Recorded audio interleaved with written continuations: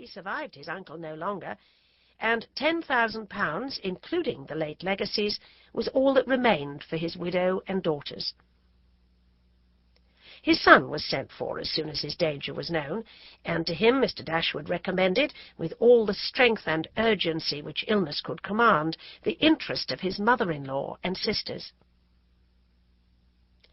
Mr. John Dashwood had not the strong feelings of the rest of the family, but he was affected by a recommendation of such a nature at such a time, and he promised to do everything in his power to make them comfortable. His father was rendered easy by such an assurance, and Mr. John Dashwood had then leisure to consider how much there might prudently be in his power to do for them.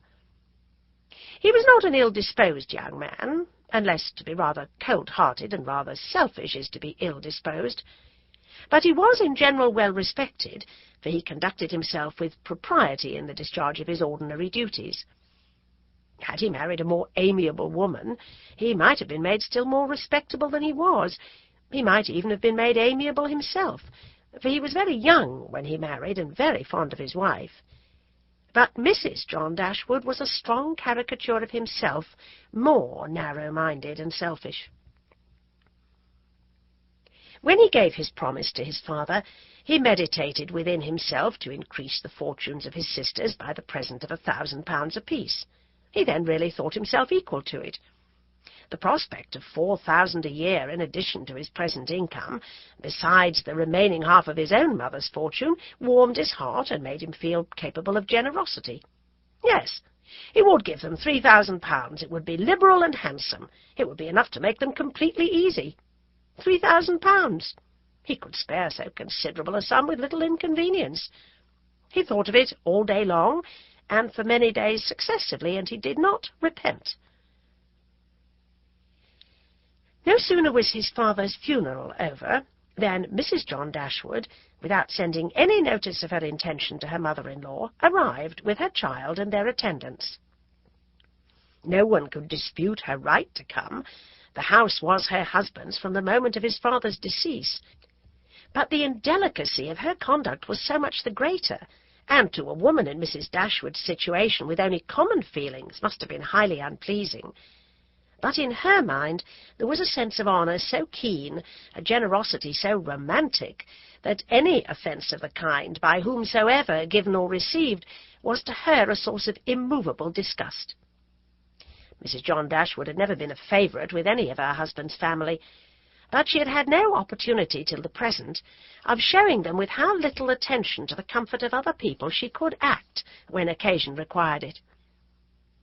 So acutely did Mrs. Dashwood feel this ungracious behaviour, and so earnestly did she despise her daughter-in-law for it, that on the arrival of the latter she would have quitted the house for ever, had not the entreaty of her eldest girl induced her first to reflect on the propriety of going, and her own tender love for all her 3 children determined her afterwards to stay, and for their sakes avoid a breach with their brother. Eleanor, this eldest daughter, whose advice was so effectual, possessed a strength of understanding and coolness of judgment which qualified her, though only 19, to be the counsellor of her mother, and enabled her frequently to counteract, to the advantage of them all, that eagerness of mind in Mrs. Dashwood which must generally have led to imprudence. She had an excellent heart, her disposition was affectionate, and her feelings were strong, but she knew how to govern them. It was a knowledge which her mother had yet to learn, and which one of her sisters had resolved never to be taught. Marianne's abilities were in many respects quite equal to Eleanor's.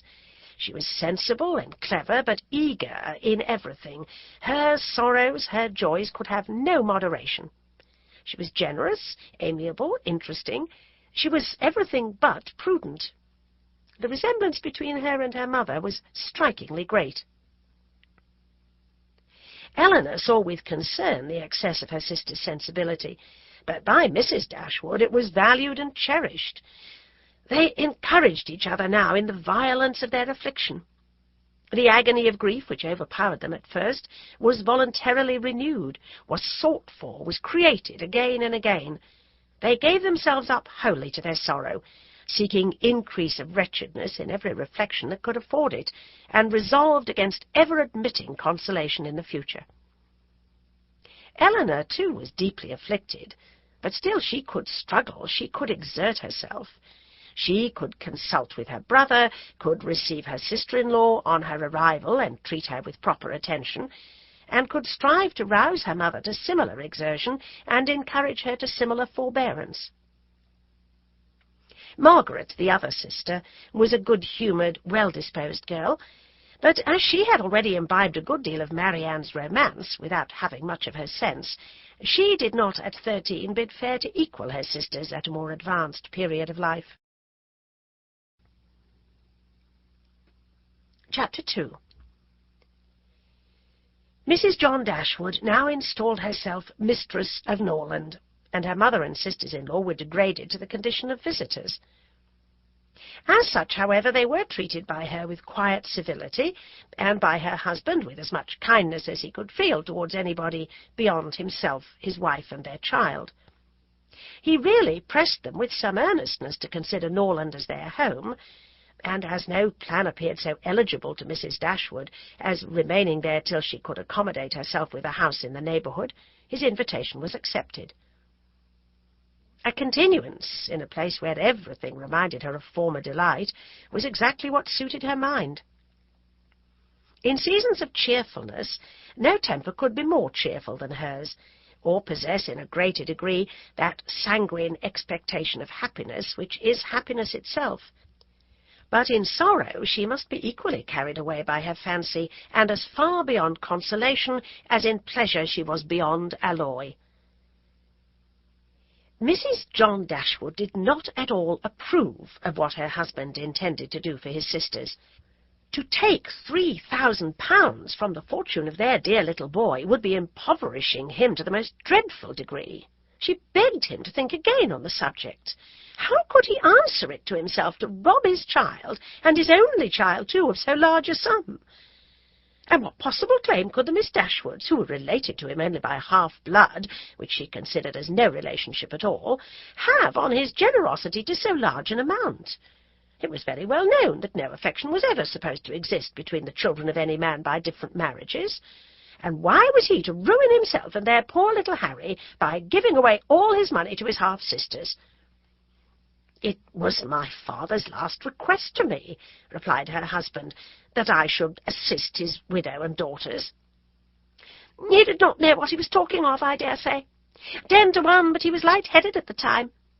Had he been in his right senses, he could not have thought of such a thing as begging you to give away half your fortune from your own child. He did not stipulate for any particular sum, my dear Fanny. He only requested me in general terms to assist them and make their situation more comfortable than it was in his power to do. Perhaps it would have been as well if he had left it wholly to myself. He could hardly suppose I should neglect them. But as he required the promise, I could not do less than give it. At least I thought so at the time. The promise, therefore, was given and must be performed. Something must be done for them whenever they leave Norland and settle in a new home." "Well, then, let something be done for them, but that something need not be £3,000. Consider," she added, "that when the money is once parted with, it never can return. Your sisters will marry, and it will be gone for ever, if indeed it could ever be restored to our poor little boy." "Why, to be sure," said her husband very gravely, "that would make a great difference. The time may come when Harry will regret that so large a sum was parted with. If he should have a numerous family, for instance, it would be a very convenient addition." "To be sure it would." "Perhaps then it would be better for all parties if the sum were diminished one half. £500 would be a prodigious increase to their fortunes." "Oh, beyond anything great! What brother on earth would do half so much for his sisters, even if really his sisters, and as it is, only half-blood? But you had such a generous spirit." "I would not wish to do anything mean," he replied. "One had rather on such occasions do too much than too little. No one, at least, can think I have not done enough for them. Even themselves, they can hardly expect more." "There is no knowing what they may expect," said the lady, "but we are not to think of their